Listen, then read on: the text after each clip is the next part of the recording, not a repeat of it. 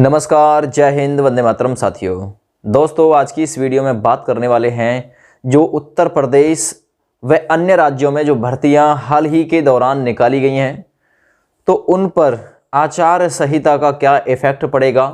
और सबसे बड़ी वैकेंसी जो हाल के दौर में ही 26,382 पोस्ट निकाली गई हैं उत्तर प्रदेश पुलिस में, ठीक है। तो उनके लिए अभी जो एग्ज़ाम होगा, जो भर्ती को कंडक्ट करेगी कंपनी, उसके लिए टेंडर को शुरू किया गया है। तो ऐसे में आप लोगों के कम से कम मैं बता रहा हूँ भाई 100 कमेंट आ चुके हैं हमारे पास में कि आचार संहिता लगने वाली है, तो क्या अब ये जो भर्ती है वो आगे बढ़ेगी नहीं बढ़ेगी, आवेदन प्रक्रिया स्टार्ट होगी नहीं होगी, लेखपाल की भर्ती आ गई है उसके लिए आवेदन शुरू होगा नहीं होगा, क्योंकि आचार संहिता लग गई है, ठीक है। आचार संहिता क्या होती है इसके बारे में बात करेंगे। आचार संहिता में क्या क्या होता है, क्या क्या प्रतिबंध लगा हुआ रहता है, उसके बारे में बात करेंगे। भर्तियों पर आचार संहिता का क्या इफेक्ट पड़ेगा, उत्तर प्रदेश पुलिस कांस्टेबल की भर्ती के लिए आवेदन प्रक्रिया शुरू होगी कि नहीं होगी, तो पूरी डिटेल के साथ में बात करेंगे, ठीक है। यदि आपने ये वीडियो स्टार्ट कर दिए तो अंत तक देखिएगा, एक एक डाउट आप लोगों का क्लियर हो जाएगा, ठीक है। जहां तक मेरी उम्मीद है, ठीक है, जहां तक मेरा मानना है, आप लोगों का एक एक डाउट मैं क्लियर करूंगा, ठीक है। अब आप लोगों से भी थोड़ी सी रिक्वेस्ट है, मैंने अपने चैनल का हाल ही में रिव्यू किया है।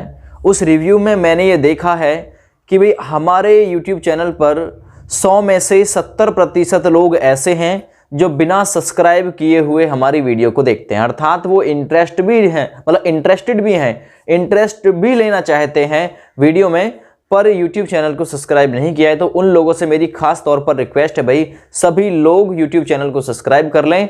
आपके काम की इंफॉर्मेशन यहाँ पर डाली जाती है, कोई बेवजह की इंफॉर्मेशन आप लोगों को नहीं देते हैं। चलिए भाई, तो अब बात करते हैं सबसे पहले यूपी पुलिस, UPSI, यूपी लेखपाल की जो भर्तियां चल रही हैं उनके संबंध में।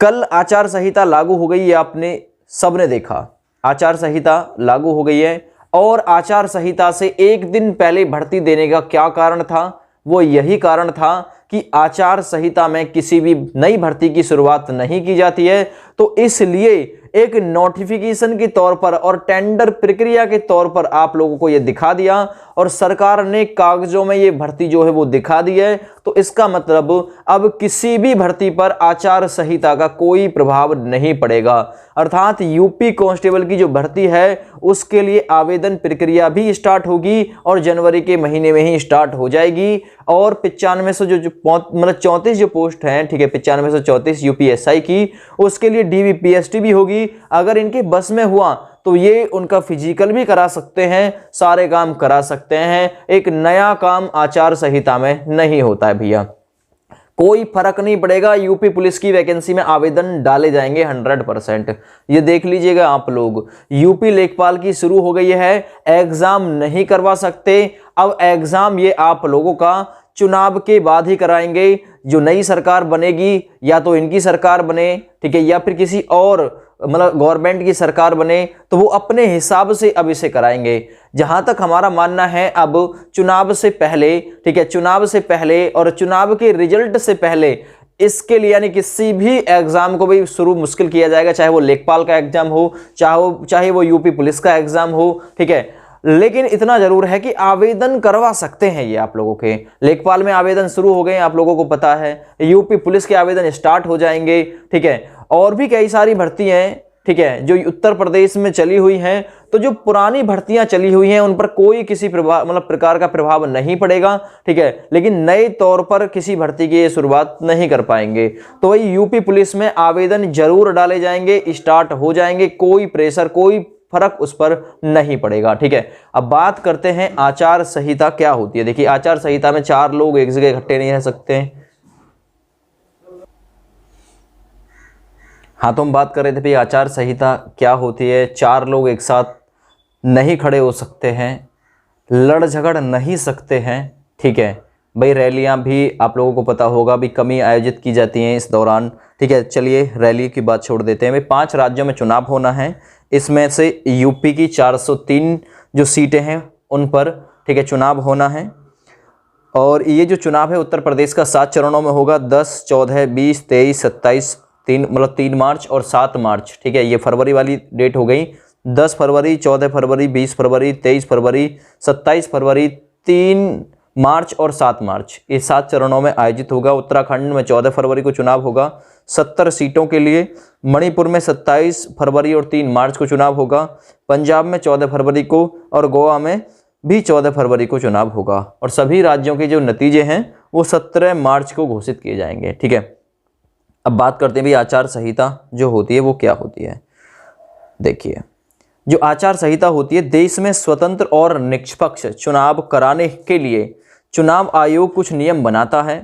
चुनाव आयोग के इन्हीं नियमों को आचार संहिता कहते हैं, ठीक है। यानी इलेक्शन कमीशन जो है वो कुछ रूल्स बनाएगा, जो रूल्स वो बनाएगा उसी को आचार संहिता कहते हैं। लोकसभा विधानसभा चुनाव के दौरान इन नियमों का पालन करना सरकार, नेता और जो राजनीतिक दल होते हैं इनकी जिम्मेदारी होती है। आचार संहिता कब लागू होती है? आचार संहिता चुनाव की तारीख की घोषणा के साथ ही लागू हो जाती है। चुनाव की तारीख आप लोगों को पता होगा परसों घोषित हुई थी, ठीक है, तो कल आचार संहिता लग गई है, ठीक है। हाँ जी, और ये कब तक लागू रहेगी? तो ये चुनाव की तारीख के साथ लगती है। और ये याद रखिएगा, जो आचार संहिता है चुनाव प्रक्रिया के संपन्न होने तक लागू रहती है। चुनाव की तारीख की घोषणा के साथ ही आचार संहिता देश में लग जाती है और वोटों की गिनती तक जारी रहती है। यानी कि 10 मार्च तक ये जारी रहेगी, क्योंकि वोटों की गिनती तक ये जारी रहती है, ठीक है। चलिए भैया, हाँ, इसमें होता क्या है, सार्वजनिक धन का इस्तेमाल किसी विशेष राजनीतिक दल या नेता को फायदा पहुंचाने वाले काम में नहीं लगाया जाता है। सरकारी गाड़ी, सरकारी विमान या सरकारी बंगले का इस्तेमाल चुनाव प्रचार के लिए नहीं किया जाएगा। किसी भी तरह की सरकारी घोषणा, आगे बात जो भर्ती से संबंधित है, तो किसी भी तरह की सरकारी घोषणा, लोकार्पण और शिलान्यास आदि नहीं होते। किसी भी राजनीतिक दल, प्रत्याशी, राजनेता या समर्थक को रैली करने से पहले पुलिस से अनुमति लेनी होती है। किसी भी चुनावी रैली में धर्म या जाति के नाम पर वोट नहीं मांगे जाते हैं, ठीक है।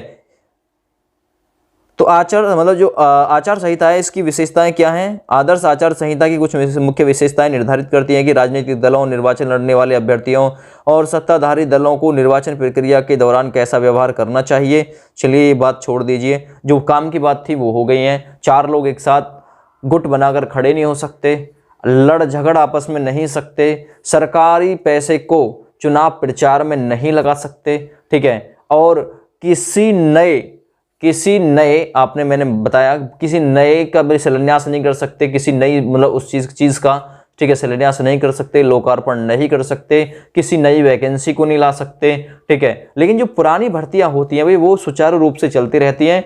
तो भाई सरकार ने, आप लोगों को पता होगा, चुनाव की जो आचार संहिता थी, चुनाव से पहले जो आचार संहिता लगी है, आचार संहिता से एक दिन पहले ही ये घोषणा की, एक दिन पहले नोटिस देकर कि वैकेंसी यूपी पुलिस में आने वाली है। क्यों?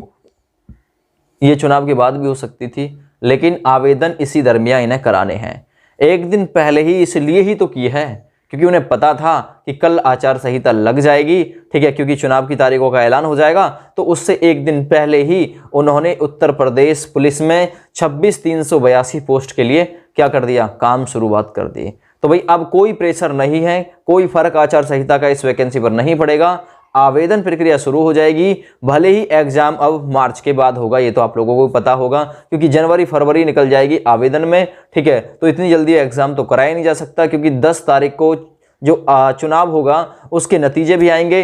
तो भाई अब तो नतीजों के बाद ही एग्जाम जो है वो कराया जाएगा। लेकिन किसी भर्ती पर कोई फर्क नहीं पड़ेगा, चाहे वो उत्तर प्रदेश में जो पुरानी भर्ती चल रही है, चाहे वो किसी की भी भर्ती क्यों ना हो, ठीक है। जिसके लिए नोटिफिकेशन आ गया, जिसके लिए अधिसूचना जारी हो गई, जिसके लिए कोई छोटी मोटी सूचना भी जारी हो गई, वो भी भर्ती चलती रहती है। तो बार बार भाई मुझे कहने की जरूरत नहीं है आप लोगों को, आचार संहिता का कोई इफेक्ट नहीं पड़ेगा। फिर से कह रहा हूं, जो काम चल रहे हैं वो चलते रहेंगे, नया काम अब नहीं होगा। नए काम की वजह से ही एक दिन पहले इन्होंने आचार संहिता से एक दिन पहले घोषणा की है, ठीक है। इसलिए ही की है क्योंकि इनको पता था कि ऐसा होने वाला है, ठीक है भैया।